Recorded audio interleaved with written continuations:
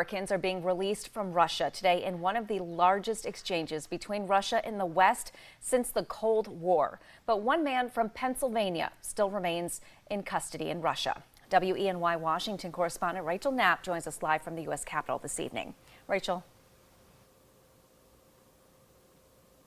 Good evening, Renata. So a lot of work behind closed doors brought these Americans back home. And while today is certainly a day for celebration for bringing several of these people home and out of custody, there are still a couple of Americans still held in custody, which include one Pennsylvania man, Mark Fogel. I spoke with Pennsylvania Senator Bob Casey about this. He wants the administration to press hard and bring Fogel home.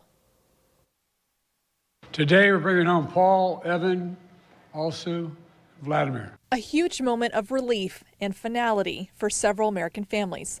16 people in total were released from Russian custody, including 4 Americans, 5 Germans, and 7 Russian political prisoners.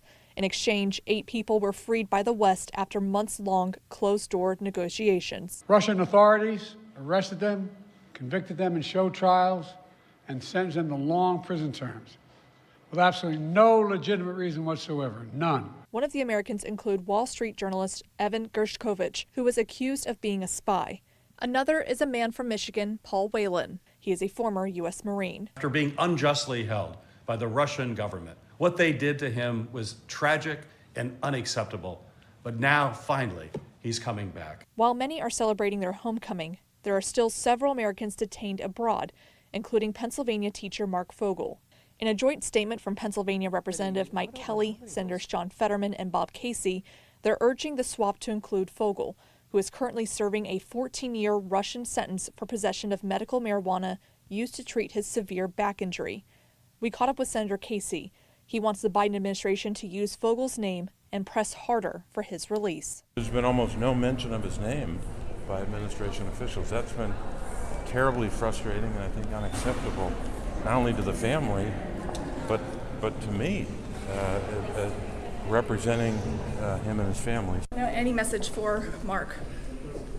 I just want Mark to know, as I've conveyed to his family, that we're going to continue to press night and day to get him out.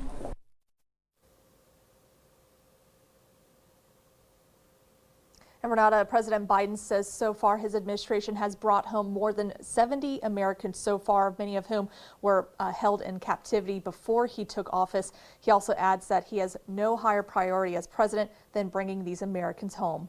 Renata, back to you.